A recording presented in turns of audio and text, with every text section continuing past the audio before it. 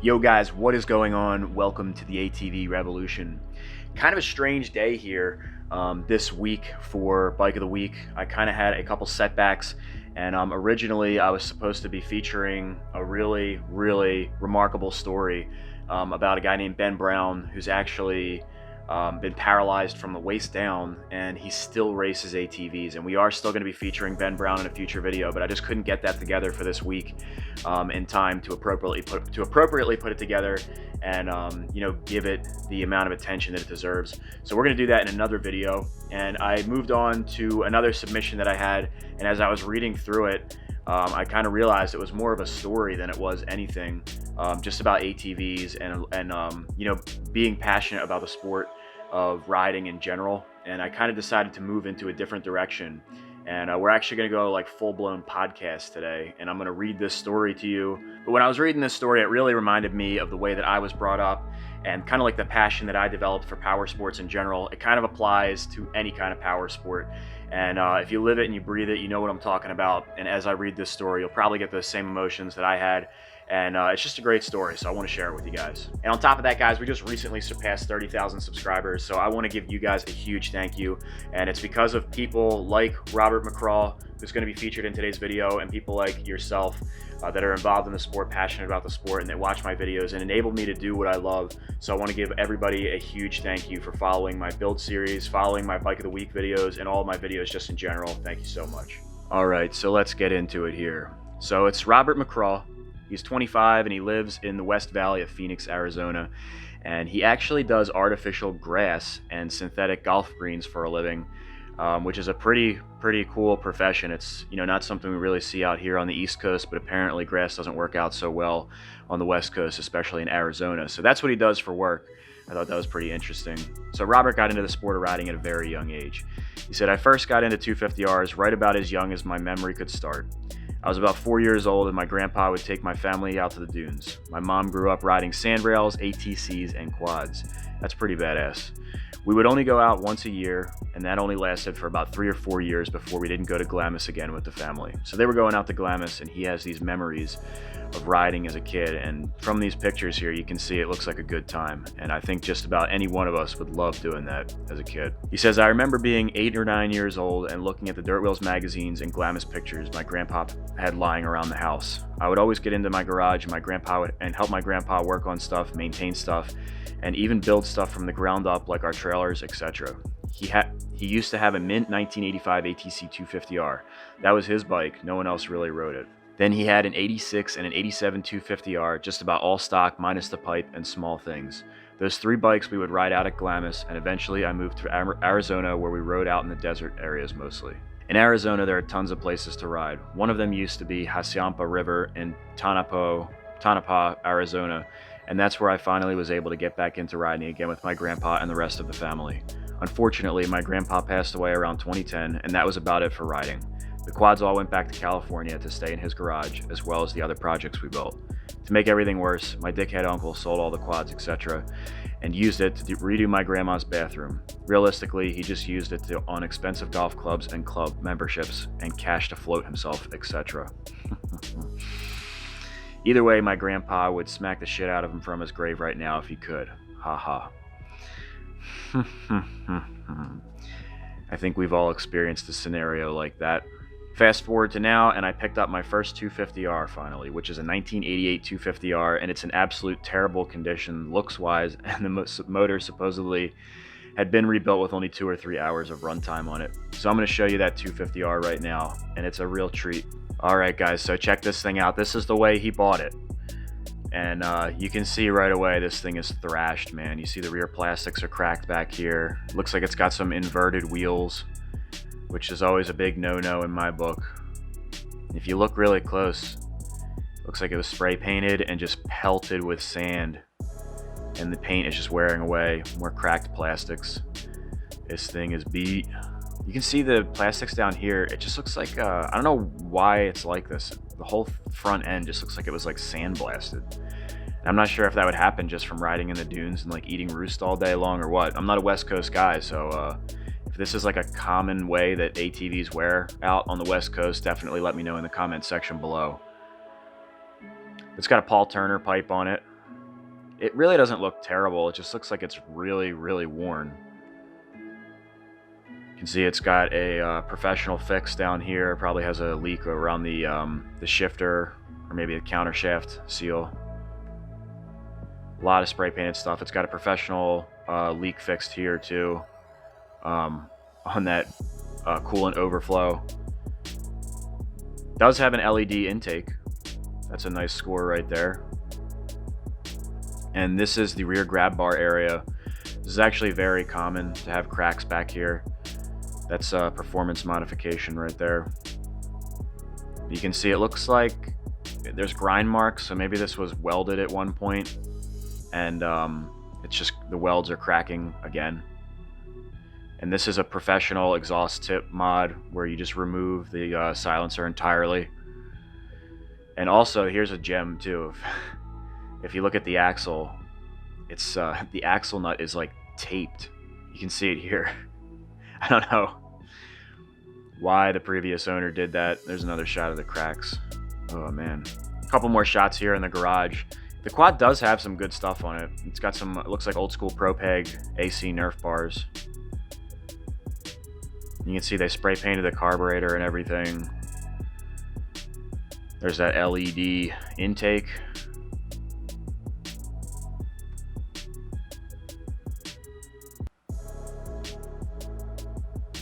Oh yeah, it looks like it's got some kind of custom headlight going on here too. I don't know what's up with that. Oh, it's a water bottle.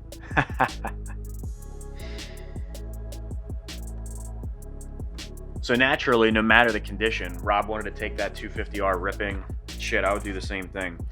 And he learned a valuable lesson, and that's that usually when you buy a quad used, it's not ready to roll. So he took it out riding, and Rob's pretty hard on his stuff. He likes to rip it like as hard as it can possibly go, even if it's in the condition that he bought it.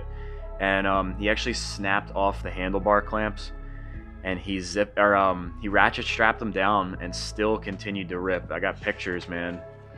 That's hardcore right there. That's like anything it takes to continue the ride, I'll tell you what. But I know what that's like, man.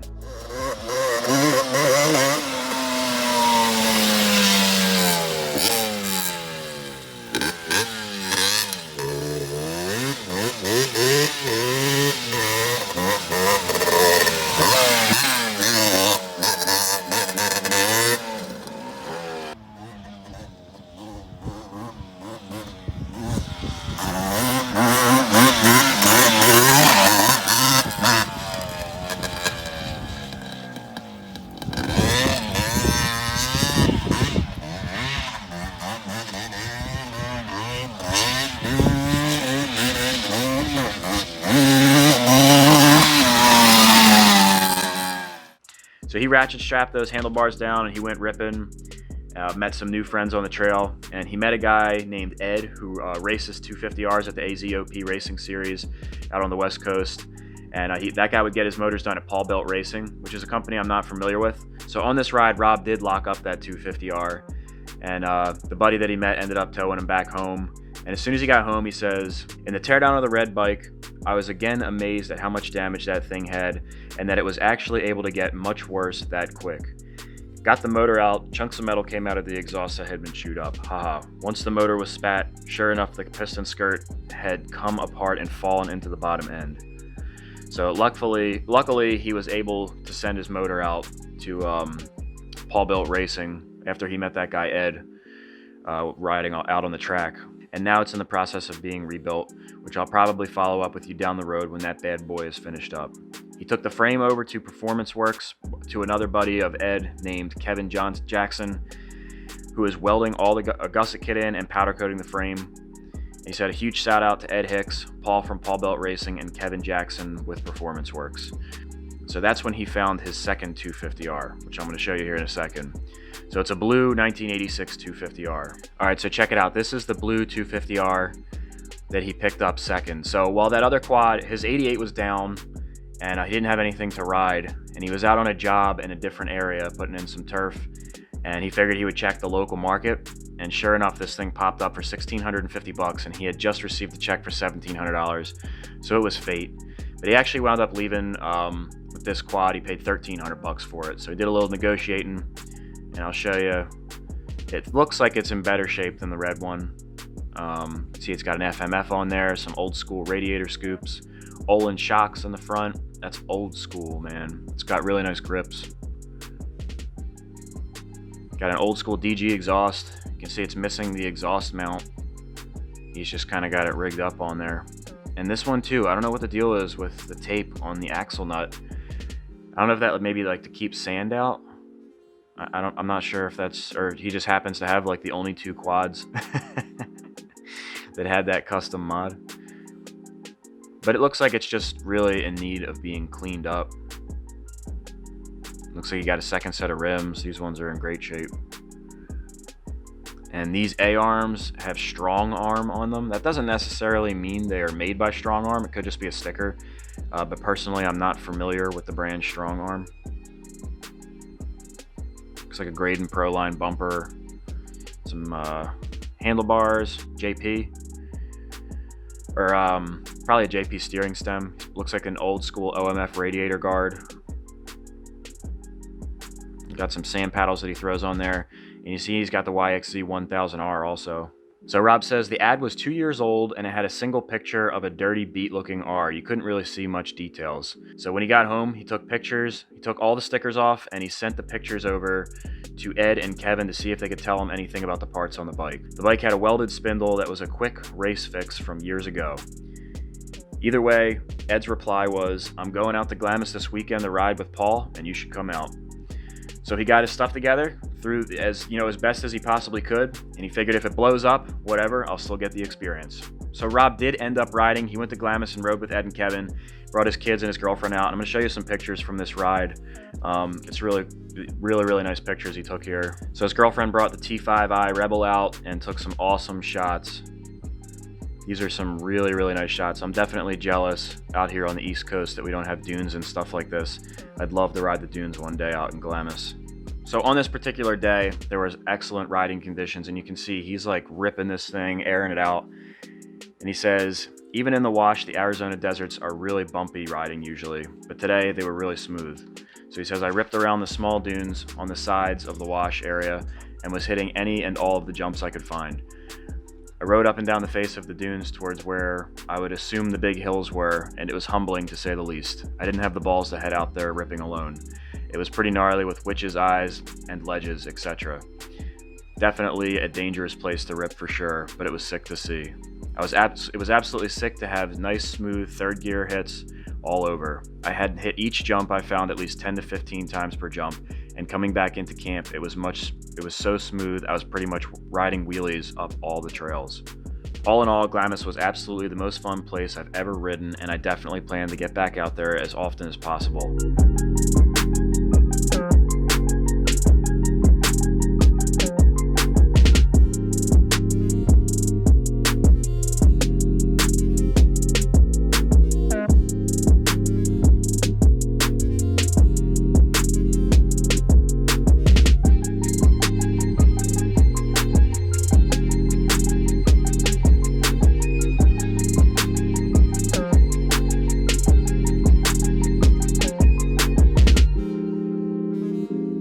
And I want to show you the aftermath of the first ride on this 86 250R. And you can tell from this picture, man. Rob goes hard. It looks like this thing is ready to quit, man. This is about as clapped out of a bike as you can possibly have, dude. It looks like a cartoon. So the reason that the wheel looks like this is because he actually snapped a spindle. And you'll see right here, it snapped right off. I love how he's got turf in the garage, by the way. And check this out. This obviously was repaired. This is that race day weld that the previous owner had done. Kind of hacking that thing together, but obviously it's shot. And I mean, he did a good job. It seemed to hold up, pretty well, because Rob was obviously airing this quad out and hitting it pretty hard. You can see the air filter is completely... The outer layer is like totally thrashed and eaten away, or somebody just ripped it off. So Rob is currently rebuilding both of his 250Rs, and I do not have after pictures for you guys. I wasn't sure if I should hold off on this video and include that stuff all in this video, but I think what I'm going to do is have a follow-up, and we'll have some before and afters. Rob and I were talking about whether or not we should post this video, and he said he's all about riding over wrenching, and that's the big thing. Is it's not always about building a super expensive quad or putting super high performance parts on stuff. It's about getting out there and riding, and that's really what I wanted to show you in this video, because Rob showed me some excellent pictures of getting out with his kids and his girlfriend and just making the sport of riding a family activity. And that's really what it's all about. And while it will be nice to see these quads when they're all finished up, he doesn't plan to make show quads or anything, but that's what most of us are doing. Most of us aren't making show quads, and it's not about having the most amazing thing. So that's really the moral of the story and why I wanted to share this stuff with you. And you know, Rob telling me about growing up around his grandpop and working on stuff in the garage and everything, that really reminds me of the way that I was raised.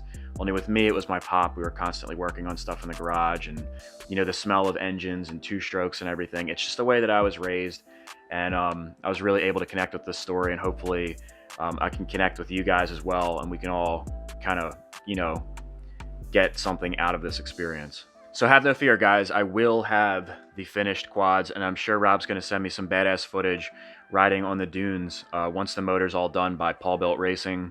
And something that I wanted to share is something that Rob said to me after he submitted this stuff, because sometimes I do wonder, you know, if you guys are enjoying the content and whatnot, but I seem to be getting really positive feedback on these the quad of the week or bike of the week and all these stories and everything. And the whole idea is to strengthen the community, and I really want to take the divide of dirt bikes and ATVs and side-by-sides and kind of bring everybody together, because the whole idea behind power sports is really the same.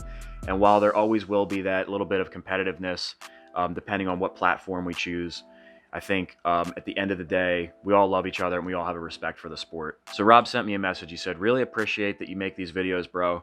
It's like when Dirt Wheels had the letter section. I would be reading it every month, just checking out everyone's bike. And your series is like going in depth about other regular people who like to ride, haha, regardless of brand of bike or amount of wheels, and that's flat out sick. I look forward to all your videos, bro. If you ever make a trip out to Glamis and do a meet and greet or something, that would be sick. Definitely where YouTube progress you're making is leading to." So that means a lot to me, dude. I really appreciate that you said that stuff, and I appreciate all your guys' comments on all my videos. I've been trying to be a lot more interactive and following up on comments and everything. So I appreciate everybody. Once again, I want to thank all of you for getting me to 30,000 subscribers. Let's help grow the channel. I want to try to hit 100,000 subscribers this year and really grow the world of ATVs specifically, but just power sports in general. But like I've said before, guys, ATVs are struggling, man. So let's see if we can bring back sport quads. As always, guys, leave some comments in the comment section below. That really helps me boost me in the algorithm, and it gets me more views. We can grow the channel so I can continue to keep making videos on ATVs and dirt bikes. So make sure to stick around, guys. This Wednesday, I have a tech tip coming up where I'm going to show you how I remove gasket material, and then Friday we'll have an update on Project 250R. My Nerf bars got sent out from Factory 43 today, so they should be here this week, and then stuff goes out for powder coating. The motor stuff will be here. I sent out the cases to DBC Racing, so they'll be coming back soon. And all of the final puzzle pieces are coming together to where we're going to start building this quad, and the actual building series is going to be, which I know you're all, but that's what we've all been waiting for, including myself. So I love all you guys. Peace out. Again, thank you so much for getting me to 30,000 subscribers. I love all you guys, and I will see you in the next video.